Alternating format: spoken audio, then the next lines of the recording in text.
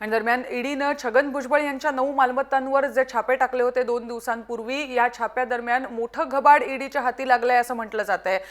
आणि जे रक्कम सापडली आहे ही रोख रक्कम आहे बहुतांश करून, आणि ती मोजण्याचं काम सध्या सुरू आहे असं सक्तवसुली संचालनालयाच्या सूत्रांनी सांगितलंय। या छाप्यात मोठ्या प्रमाणावर रोकड मिळाली आहे आणि ईडीने पण या बातमीला दुजोरा दिलाय। भुजबळ कुटुंबियांच्या विविध कंपन्यांच्या 9 कार्यालयांवर जे छापे टाकण्यात आले होते, मोठ्या प्रमाणात रोख रक्कम हस्तगत करण्यात आली आहे आणि या बरीच मोठी जी रोख रक्कम मिळाली आहे त्याला ईडीनं सुद्धा दुजोरा दिलाय। महाराष्ट्र सदन आणि इतर प्रकरणी सक्तवसुली संचालनालयानं काळ्या पैशाविरोधात दाखल केलेल्या गुन्ह्यात राज्याचे माजी सार्वजनिक बांधकाम मंत्री छगन भुजबळ, पंकज आणि समीर भुजबळ हे संचालक असलेल्या विविध कंपन्यांच्या कार्यालयांवर सोमवारी छापे टाकले होते।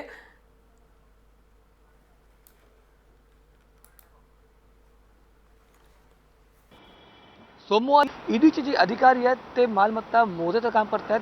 छगन भुजबळच्या घरी छापेमारी झाली होती, त्यामध्ये ईडीला मोठ्या संख्येत पैसे सापडलेले आहे, पण नेमके पैसे किती आहेत त्याची माहिती नाही मिळाली आहे। समीर भुजबळला ऑलरेडी अटक झालेली आहे। त्याचबरोबर पंकज भुजबळची चौकशी होणार आहे, छगन भुजबळची चौकशी होणार आहे।